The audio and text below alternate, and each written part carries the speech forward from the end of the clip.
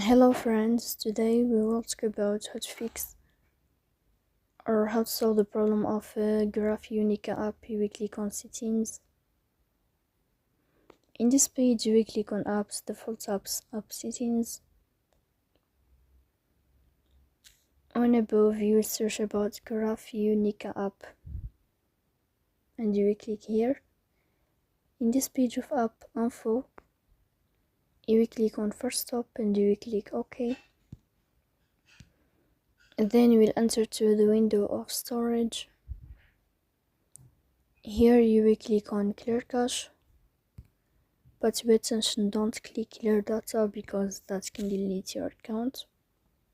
Here you can turn on your airplane mode and you can turn off your airplane mode again to fix that problem. So please don't forget to support us by like and subscribe. See you next time.